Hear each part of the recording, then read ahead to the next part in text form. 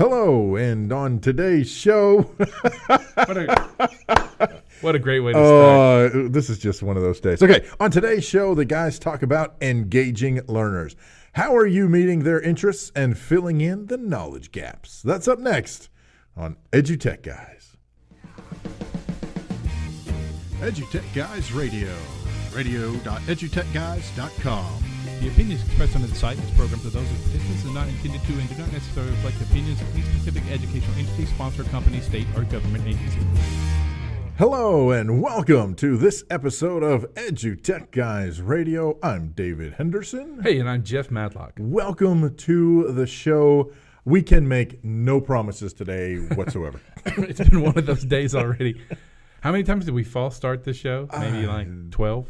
Yes, somewhere in there. Maybe 13. Well, a cool baker's dozen. A cool baker's dozen. Holy smokes, man. It's been one of those days already. It's been rough. Hey, listen, thanks for tuning in. And if you want to check us out on the web, go to www.edutechguys.com. That's EduTechGuys.com. Or just go to Google, type us in. I promise you're going to find us out there. You can also find us on Twitter.com/EduTechGuys. And you can find us pretty much on any social media. Just go out there and look for us. We're at the InstaChat. That's right. And the Twittergram. Exactly. Hey, and we want to say a special thanks to crossbraining.com and GoPro for promotional consideration on EduTechGuys Radio. Crossbraining.com is creating a universal learning community by sharing the best and most effective teaching methods and lessons through video and other technologies. Check them out, crossbraining.com. Crossbraining. There you go. Do they have a jingle? I don't know if they have a jingle. I don't know if they have a jingle or not. I don't know. We need to find out. We do. And then we could sing it. Oh, we could create one. Ooh. That's right. You know, this beginning of school has been actually it's been one of my worst beginnings of school. Is it worst beginnings of school? Beginning of school? Schools? Beginning. Start of the year. The worst. It was bad. Not like the Michael Jackson one either. It's been pretty rough. Yes. It's not like anything wrong. It's just been a lot more work than it has been in the past, and I don't know why. And it's interesting because the technology that we're using is still just, good old technology. It's not anything, super bad. Super bad. You remember the movie? That was a good movie, bad. Good movie, bad. But holy cow. It's been an interesting. So we missed a show. I mean, that's how busy we've been. Well, and that's what really is telling about how nuts the start of this particular school year has been. We went a little over 2 years solid without missing a beat, and for whatever crazy reason this year, we've missed I think a couple now, or yeah, I don't know. We missed enough. Strange, but we're not going to miss too many more, and you guys don't have to miss us because anytime we're recording, you just find us on SoundCloud or online somewhere. At the iTunes. You can also catch us on iTunes. The iTunes. So, you always check out SoundCloud. SoundCloud.com/EduTechGuys. You can find all of our episodes, all the previous 2 years, and all the new season coming up.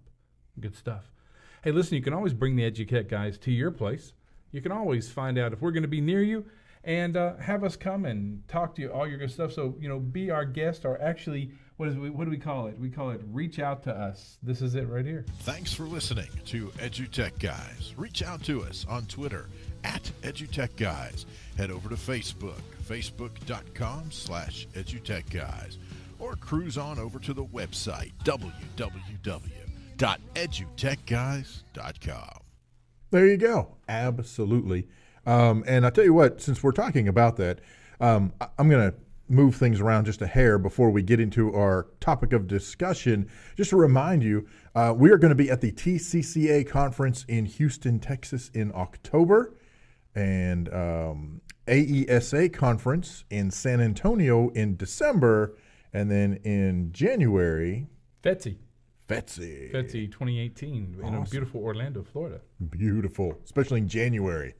That's the place to be, man. As the weather's going now, we've got we've had some hurricanes. We had a hurricane hit Harvey hit Houston, and they're still recovering. They're at beginning stages of recovery. Mm-hmm. And now the first Cat 5 on record this strong in the Atlantic heading towards Florida. Yeah, it's a crazy. I hope crazy. everything's okay there. Because, definitely our thoughts and prayers out to everyone that's been affected. And then you have the other extreme where you have like the crazy wildfires going on in Montana, and they just got done battling one in Los Angeles. 1 million acres. 1 million acres have been burned.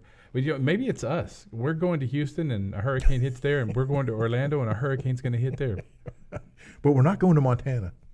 So maybe it's just the hurricanes. It's just a lot of blowhard hot air.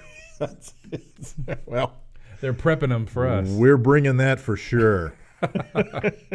Hey, topics today. The topic today. I've been reading Dave Burgess's "Teach Like a Pirate" just to refresh myself, on that stuff. And I was thinking about student engagement, and we were talking about student engagement, and it's that time of year when you are out there trying to figure out how to get your students engaged and get them excited about classroom work and all that good stuff. So that's what we thought we would talk about today. It's a little bit, not a lot, just about student engagement and what we know about it. And one of the things that we do know about it is using podcasts in the classroom. And podcasting in the classroom is a really big deal, and it's a great way to engage students. Yeah, exactly. I mean, that's like Jeff said, that's one of the things that we love to bring into schools and to help teachers and students get their message out and share their voice with folks and be able to tell their story and keep them engaged. Especially,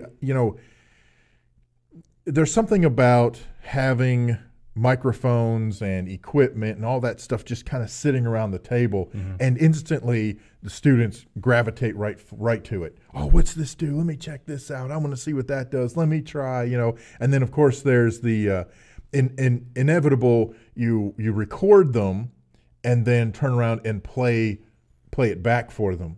And then of course you get the reaction, well, I don't sound like that. That's not what I sound like. That's not me. What is that? And so then you go through that whole conversation about, that actually when you play yourself back, from a recording, that is how you sound to other people. So it's always fun for the kids, man. It's really cool. And that's really interesting you say that. And what's interesting about doing podcasts that we find is that when you get in the classroom and you start doing the podcast, or when you get in the middle of a show, and then you realize that it's not just about the audio. It's not just about the microphones. It's about everything that has to go along with that, including the writing and the scripting and the research that needs to go into it.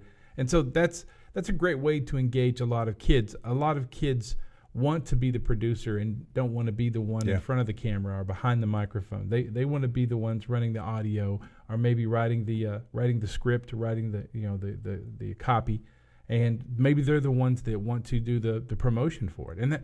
And doing a podcast in this day and age is all about social media promotion, and even in the old sense of the words, because you can't go to a school today without walking down the hallway and seeing a poster sign. So kids still make posters, and that's still a great way to engage kids. So podcasting in the classroom is a lot like anything else. You can find multiple avenues in it to get that stuff out there. I think there is. Oh yeah, absolutely. And that's and we like to talk about podcasting, but there are lots of other ways, of course, that you can have keep your students engaged. In fact, when we were talking about this earlier, and I came back after our discussion a little before the show started, and was doing some poking around and checking some things out. And there's a really cool article on Edutopia, and we'll tweet out the link, about what students say they want in terms of student engagement. We have our ideas, but we're the grown-ups. So, as far as kids are concerned, they think we're clueless. So what's really cool is these folks actually went to the students. And so these are some of the things that the students came up with. Working with their peers keeps them engaged. So, when they're working with their buddies, working with their friends, group work, or even if they kind of pair off and work in pairs. But still, the idea is that they're not solitary beings sitting at the desk. They're actually, working together. Exactly. And the fun part of it, too, is the setup, is, when you get ready to design where you're going to be working from. Yeah. If you've got that space in your classroom. Talking about that, I know a lot of people have set up Flipgrid studios in their classroom. Oh, so yeah. I want to give a little shout out to Flipgrid. What a neat piece that is. I mean, the ability to have these conversations with video, you know, and answer questions and put up entire projects using Flipgrid. Yeah. Same thing. Still got to be prepped. Flipgrid is a lot more kind of, in my opinion, just the way that it's being used, a singular for individual use. Like, you know, it's great for a teacher to pose a question in video and then each of the students take their device and then reply with a singular video. Sure. Now, you can do it in any way you want to. I mean, you can do it with groups and stuff like that. But that's a really neat way to engage a lot of kids, because if they know that that it's going to be just them doing that reply, then it might turn out a little different for you. You know, it might be kind of cool. Yeah. So, well, and then on the other side of that, once the students have their Flipgrid videos posted, you know, it can be opened up so that the students can go and view each other's responses, which I think is very cool, because that can even open up more dialogue and result in even more engagement from that end, from that side of things. So very, very cool. Yeah. Along that same line is Buncee, and Buncee's a really neat, you know, a presentation tool that's got some really great stuff for presentation. So you get that mixed in there with it, and then all of these things lend themselves to video podcasting, which is, you know, if you're watching this on YouTube right now, then you know that's kind of what we're doing. We're using a Mevo multi-camera setup to, you know, so you can see both of us, right, and we can do multiple shots and tight shots and all that kind of stuff to give it a real neat look. But using something like Buncee and Flipgrid, you can start to mix the media and really get some really cool stuff that your kids would really engage the entire classroom. And I think that's the real key there, is trying to engage every kid in the classroom on their level. Yeah, exactly. And in a way that appeals to each individual student collectively, which I know kind of sounds contradictory, but really that's really what you're trying to do. You know, you're trying to reach each student wherever they are, however they prefer gaining information and learning from whatever the content is, how they like to learn personally, but within the group setting of the classroom. So all of this ties into one of the other things that those students said they wanted, and that was working with technology.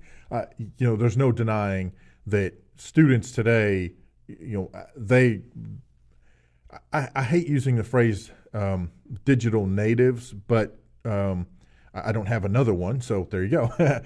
But I mean, really, you're talking about students who have not generally known a world without some kind of advanced technology in their classroom. I mean, look, generically speaking, technology in the classroom, I've always had a kind of an issue with that, because, you know, we had film strips and overheads and, you know, slide projectors and the old, what was it, 8mm films or whatever.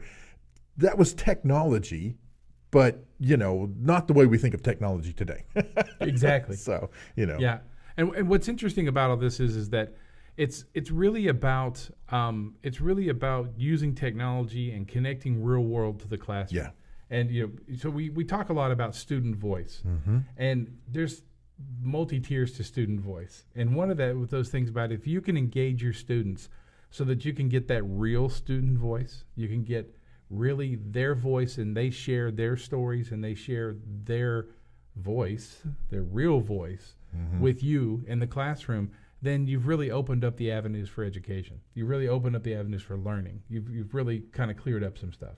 Yeah, exactly. Well, I mean, how many times, I think back to when we were in school, and how many times were we in class and we were learning something, and that was the question that inevitably someone or someones would have is, when am I ever going to use this in my real life? How does this apply to my real life? And of course, in those days, it was essentially, you know, shut up, kid, you have to learn this. I mean, it really was. Exactly. You know, hey, that's the way it was. Yeah. You know, where today, that's still the question, but now you, as an educator, you're expected to have that answer. How does the Pythagorean theorem tie into what I'm doing day to day? Yeah. Yeah, You know? and that's Oh, well, you play basketball, right? Oh, there you go. right. I mean, you know, or you're going to build a tree house, or you're going to do whatever. Right.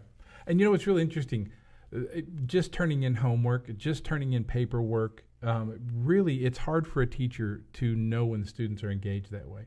Just getting a one-dimensional piece, it's hard to tell that. Now, it's what's great about doing what we're doing now in technology, with video and audio and digital presentation and everything that we're doing. It gives you the ability to go back and I'm going to use air quotes here, reread, that homework or rewatch that homework and really take notes on those individual students and really get an insight on what they're saying and what they're doing and the body language involved in there and to find out if those students are engaged. I mean, that's one way, that's a handful of ways to find out, what they're doing. Yeah. And one of the big ones on the list, or at least to me, it was one of the big ones, was the students. It's very important for students that the teachers show that they love what they're doing. And to me, that is huge. This is the students saying, if you're in there rolling your eyes and you're huffing and you're puffing and you're just meh, meh, meh, meh, they can't stand that. They want to see that you are just as excited to teach them as they are supposed to be in learning it. And so I thought that was really, really key. And yeah, we all have our off days. We all have our bad moments. We all have things that go wrong. Today's a great example here on the show. What can go wrong? Exactly. But ultimately, though, at least hopefully, we're able to convey that, frankly, we love doing this. We love sharing with you guys. We love hopefully giving you something that makes you kind of go, oh, aha, I hadn't thought of that before.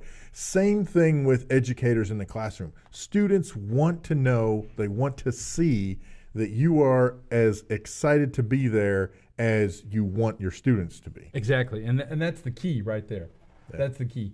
Yeah. And the beautiful part of this is that once they do their videos, then they can go back and present them to the class and present them to the school and share them to the school. Our podcasts are the same way. So this is it's a across the board sharing and across the board finding out what's going on and that people care and want to hear it, want to see what they're producing. Exactly. Yeah, that's really pretty cool. That's awesome. Yeah. So there it is. We're cutting down the format a little bit, and I really don't have much more to say about what we just said. I mean, I don't really either. Other than I just wanted to. I know some folks maybe. So we've talked about student engagement, but I know some folks may be out there thinking, okay, well, that's all fine and good, but how do I know if my students are engaged? What does that look like? What does student engagement look like when I'm standing in the classroom, or if I'm facilitating? Maybe we're doing sort of a flip thing, or they're working on some kind of a problem-based, project-based learning project, problem, what have you. So how do I know they're engaged and they're not just hanging out doing nothing? Right. And so there's a different article, and again, we'll tweet that out as well. And it talks about things like if it's a teacher-led environment where it's where the teacher is the one leading the discussion, the instruction, then are the students paying attention? Can you look around the room and see that they are actually paying attention to what you're saying? Are they taking notes and taking real notes? Are they actually taking notes? Are they asking questions? Are they responding appropriately? Those types of things. And then if it's student-led, where the students are working together, how are they presenting? Are they presenting? Are they explaining? Are they problem solving? Are they interacting with other students? There's a whole list of things. And again, we'll tweet that out and put that on the Twitter feed so you guys can check that out. And that way, especially if you're someone who's kind of new to the idea of student engagement, or maybe you're new to education and you're trying to figure all this out and put all these pieces together, herd all these cats, then maybe some of those things will help you in your classroom. Yeah. And truthfully, you'll know when they're engaged just by the look on their face. I think so too. I think that's a big way to tell. Yeah, I think so too. Yeah. Hey, awesome, tell you what, let's listen to a little music. Cool. How about a little Nick C, Completely Yours? We'll take it. Awesome. You're listening to the EduTech Guys, come to you live.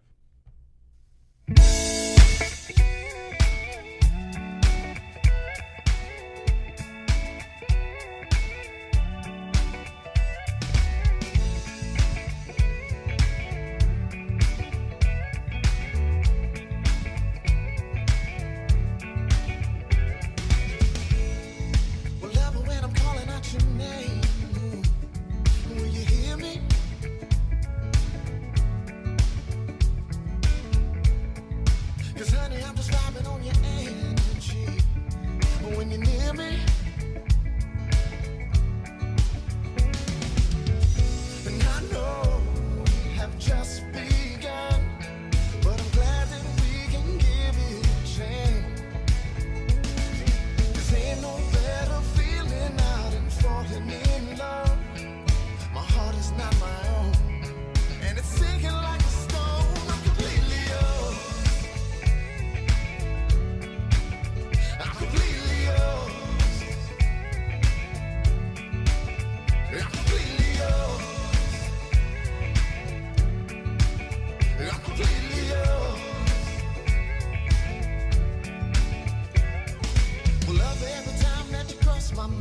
a bright moonlight and a glass of wine and slow dancing on the beach to our favorite song. And if nobody's looking, we can get it on. But I know we have just begun, and I'm glad that we can give it a chance.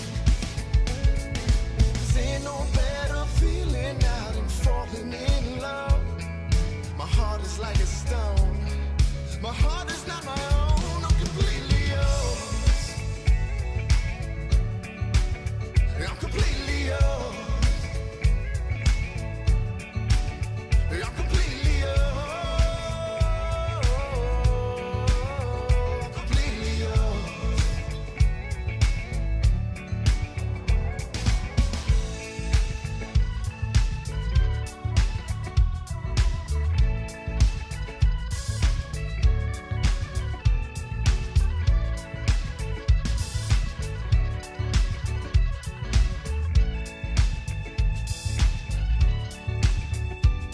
It's the diamond in your eyes when you look at me, the way my hair stands up when I hear you speak, the way my legs turn rubber when you love me down. I said, hey, little lover, can you hear me now? Well, I know we have just begun, and I'm glad that we can give it a chance. 'Cause ain't no better feeling out than falling in love. My heart is not my own. It's sinking like a stone. I'm completely yours. I'm completely yours. I'm completely yours. I'm completely yours. I'm completely yours. I'm completely yours. Yeah, music from Nick C. Completely yours here on EduTech Guys Radio. Hope you liked it. Like some Man, Nick C. I'd love me some Nick C. We listen to a lot of Nick C, don't we? Yes, we do. Hey, listen, if you're an artist or a band person or you know any music you'd like to hear on here, in fact, if your high school band is getting their marching show ready right now, Yeah. send it to us. We'll play it on the show. That would be Love me some awesome. marching band music too. So, got your fight song out there, any of that stuff you'd like to hear, just hit us up on Twitter or catch us at www.edutechguys.com or just write Jeff at edutechguys.com or David at edutechguys.com. Awesome. And guess what time it is? It's time for the Google Tip of the Week. Today's Google Tip of the Week, it comes straight from Google. And, Hey, straight from the horse's mouth. straight from Google for Education blog. Nice. That's at blog.google, and it's education. So theirs is welcome to your first day of classroom. So Google just wanted to say that, they launched it. It's hard to believe it was 2014. So it's only been around, this is its third year. So, that's pretty interesting. It Just seems like it's older than that. yes, doesn't it does. That's what my brain locked up because I'm like, really? It's only been 3 years. Wow, it feels like it's been a tool really we've this had is its forever. fourth year. Well, okay, but technically. Technically. So Sure. But yeah, so they've been around since 2014, and they wanted to share just a huge outpouring of instructional videos, blogs, and resources. They've curated them all together, and it's a collection called hashtag First Day of Classroom. Cool. So it's pretty neat. They've got tons of stuff there. We'll share the article from Google so you can see all the good stuff there. But that's a great place to find out about some stuff there. And also on that page is some printable resources like getting started guide and group study guides and stuff like that are available. And so the other thing on there is about teachers have questions and teachers have answers. So they've listed some really great people out there like Lindy Hockenberry and Katie Nieves and Jessica Levine. They're all people that have some stuff. They do a lot of tips from their resource hub. So they're there to answer your questions and tell you about what's going on. And you can also join that community by going to Twitter and using the hashtag First Day of Classroom. So that's some pretty cool stuff. That's some very cool stuff. Google keeping it real, man. Keeping it. Keeping it lit, as the kids say. Yes, they do. Boy, I'm getting old. Keeping it lit. That's good stuff. So there's the show today. Hope you had a great time. Remember, always get in touch with us on Twitter. We're out there. Visit the other folks that are out there that have some great EduTech blogs and podcasts that are running out there. Well, and speaking of that, I'm glad you brought that up. Real quickly, when you visit us on Twitter, be sure to check out our followers and the people we follow, because they are other educators, edutech folks. They're going to be wonderful people that you're going to want to get connected with, and so that you can turn around and follow them and keep up with what's happening in education technology. That's exactly right. Yeah. So, hey, great show. I'm Jeff Madlock. I'm David Henderson. We'll catch you next time. You've been listening to EduTech Guys Radio, radio.edutechguys.com. The opinions expressed on the site and its programs are those of participants and not intended to and do not necessarily reflect the opinions of any specific educational entity, sponsor, company, state, or government agency.